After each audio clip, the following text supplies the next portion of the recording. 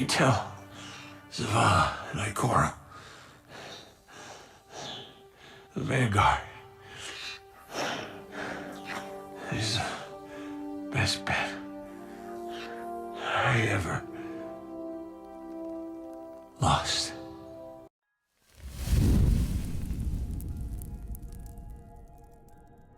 Hey everyone, this video is going to be a little bit different as I'm going to combine two of my favorite things. I've been really into mixology and spirits for a while now, and I thought it would be fun to sort of like marry my love of cocktail mixing with my love of Destiny. And so today I'm going to sort of test the waters on what could potentially be a new series depending on how it's received.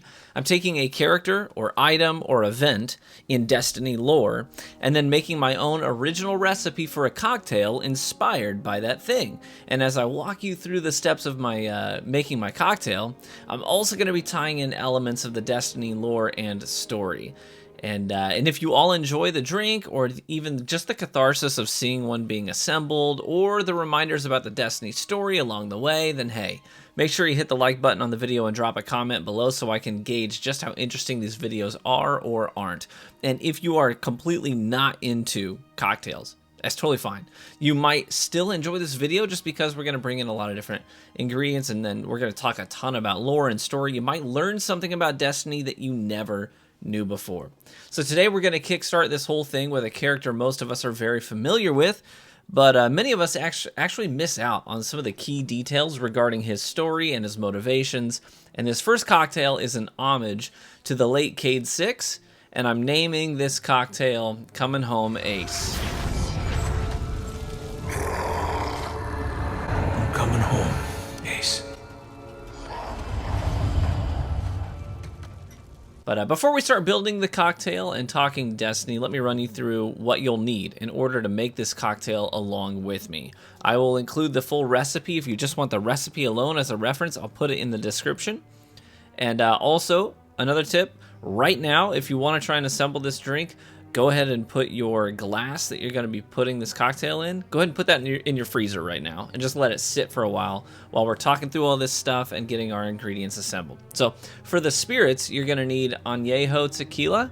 Now, there are a few different types of tequila. Most commonly, you've got your Blanco or your clear tequila. You've got Reposado, which is more of like a copper-like color and is characteristically sweeter. But we're going to be using specifically Anejo Tequila. It's not too hard to come by. In fact, I chose to use Casamigos Anejo because it's probably the most accessible Anejo to get into and can be found pretty easily at most well-stocked liquor stores. But there's a whole world of tequila you probably don't know about with añejos, and some of the flavor profiles that you'll find out there are deliciously complex. But we'll touch on the añejo in a minute when we start building, because it's going to tie into the story of Destiny. But the next thing you're going to need is Mezcal. I'm using Gracias a Dios. We're not going to be using too much of this because a little goes a long way with Mezcal. And you'll also need some Cointreau, okay? For the other flavor components, you'll need some fresh squeezed lime juice, Agave Syrup. I'll put an Amazon link to the brand that I use in the description, and some orange oil. I just have some in a little spritzer. You can buy orange oil online very easily and then just transfer it into a small spritzing bottle. Very simple. All right. A lot of us remember that iconic scene at the beginning of the Forsaken storyline in Destiny 2 where we see Cayde, really being Cayde, and ultimately paying the ultimate price for it. Cayde walks this fine line of cocky showboat and also the assertive and talented hunter Vanguard. So business and pleasure sort of go hand in hand for him. We get to see both sides in action during that whole mission. He drops some silly quips throughout the whole mission. Ramen's on me. And certainly does his fair share of showing off. Whether there's anything to it or not, Cayde has previously been pretty flirtatious with Petrovenge, who's a personal favorite character of mine in the Destiny story. In exchanges back and forth with her, he would title his messages something like, important Vanguard correspondence. But then the contents of the message would basically be like, hey, you miss me, girl? I'm thinking about swinging by later. I'm kind of bored. But we also read notes from Cayde after he's gone, where he explicitly says to Zavala that if he needs, or if he feels like there's an actual threat on this mission and it's something that he needs to take very seriously, then if that's the case, he'll be sure to reach out to his favorite Guardian for help, and that's us. So again, we have these two sides of Cayde playing off of one another. On one hand, he's being cocky, going on an unsanctioned mission to hang out with Petrovenge, who he clearly enjoys being around, whether it's an attraction or it's clearly, platonic, we don't know. Either way, he enjoys working alongside her, and he went out of his way to do it again. But he's also treating this like a potential threat. And he does, in fact, like he said, if it's serious, if it's something I need to take seriously, I'll be sure to rope in the Guardian. And he does, in fact, reach out to us to come and be a part of this prison break at the Prison of Elders. So you can see the duality of Cayde at work throughout this entire story. And this duality in Cayde is what made me want to go with Anejo Tequila. Because tequila is typically, it's more notably like a party spirit, right? It's not a sit back and ponder the mysteries of the universe kind of a spirit like your whiskeys and scotches. It's a laughing with your friends and standing on the table and doing karaoke kind of spirit, okay? So tequila seemed like a no-brainer for a Cayde-inspired drink, but like we've been saying, there's a complexity to Cayde. He's both playful and has some depth to him.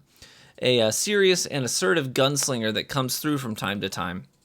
Anejo Tequila is interesting because it's aged for sometimes up to 4 or more years in oak barrels. And the word añejo literally means old or vintage. And because of that aging process, it's richer and it takes on a wide variety of new complexities and nuances that would never come through in a standard tequila. It has this innate duality, just like Cayde-6. So this drink is really going to be a sort of complex and elevated margarita of sorts. It's like a margarita, but a margarita that's seen some stuff. It's very Cayde-6. So we'll start with the playful side. First, let's take our mixing tin, and we're going to add 1 ounce of lime juice and ½ ounce of agave syrup. Sweet and citrus, they always go great with tequila.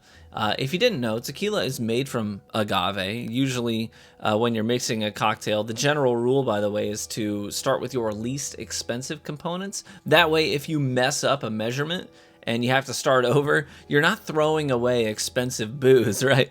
So we're gonna start with the least expensive things. Limes are very cheap. Buy some limes, juice them yourself. Trust me, don't use that little bottle, where it's like you can squirt that squirt bottle you get from the store. That stuff is not good. It's gonna overpower your drink really, really quickly. You want fresh lime juice, very simple to squeeze them yourself. Next up, we're gonna add in our Cointreau, just 1/4 ounce. Now this is an orange flavored liqueur. And then we're finally going to add in our 2 ounces of Anejo Tequila. We're going to add ice and shake until all of our ingredients are fully mixed and chilled and slightly diluted with the water from the ice. We're going to double strain it into our glass, which we just pulled out of the freezer. And now we aren't quite done yet. There's some finishing touches that we need to do to tie it all together. Now, unfortunately, we see that duality of Cayde play out in real time at the end of his story. He literally suicides showing off for Petra. He gets revived by his ghost, but he literally suicides showing off for Petrovenge, riding the wreckage of that central node in the Prison of Elders all the way to the bottom, where they know prisoners are escaping, but Cayde underestimates the threat waiting below in that pit. In the wreckage, he's cut off from us and Petra, and he's left alone to deal with what he finds. Savathun, I think it's important to remember, was ultimately behind this prison break. We're about to take her on, or maybe depending on when you're watching this video, maybe you are actively fighting against the threat of Savathun in her throne world. But she leveraged the knowledge that she gained from Qoria and Oryx to take Riven of 1,000 Voices, a powerful Ahamkara, and she laid siege to the Dreaming City and manipulated Riven into coercing Aldrin into breaking out the Barons. And altered by the corrupted ether, they became the Scorn. Now, these former fallen enemies all had a history with Cayde, and they were delighted at the chance to bring him down. And that's what they did. In that pit, Cayde was alone to fight against numerous Scorn enemies. We get to see him in action, and frankly, he's pretty freaking nuts. But things go downhill when Cayde's ghost Sundance is killed by Pyrrha, the rifleman, using a devourer bullet, much like a weapon of sorrow. Weapons of sorrow, as a refresher, are weapons that were previously used by Guardians, and essentially they were imbued with the light originally, but the Hive got their hands on them and they altered them and twisted them like the Thorn or the Necrochasm. In other words, this whole assassination of Cayde-6 was very planned and it was very deliberate, and it had a Hive influence, and that's important to remember as we go toe-to-toe with Savathun. It's a sort of like all coming full circle. But it's also possible that, if we had encountered the Barons first, if we had been the ones to encounter them first, they may have used that Devourer bullet on our ghost in order to remove the threat of the Guardian who killed Crota and Oryx. That's us. But getting back to the cocktail and to Cayde-6, when Sundance is killed and Cayde is faced with the reality of his mortality, he utters this short phrase when he knows his death is imminent. I'm coming home, Ace. He says, "I'm coming home, Ace." Now this brought up a lot of questions for people. Who is Ace? What's Cayde referring to here? The answer to that is not so simple, but I'll try to simplify it for you. This spans across several different lore entries, and you could probably unpack all of Cayde's lore and history in, it could take you 20 to 30 minutes if you're being very thorough, but I'll try and boil it down for you. When Cayde was first resurrected and made into a Guardian, his awakening, it wasn't quite as seamless as ours. We wake up, we get 10 seconds of explanation from our ghost, and then we run, we grab a gun, and we start blasting, right? Cayde, he woke up feeling scared and alone. He was looking for something to anchor him, make him feel rooted in some reality that could get him through, because he's awakened to this, to a very unreal threat to him in a very unreal world, and he needs something real to anchor him. And he finds a journal on himself where his previous self in his previous life wrote entries to a son that he lovingly calls Ace.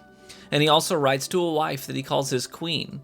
So he adopts the elements of his former self, clinging to cards as a core part of his identity, with his Ace of Spades hand cannon and his system for cataloging his loot, as well as we learn early in Destiny 2 before Forsaken ever dropped.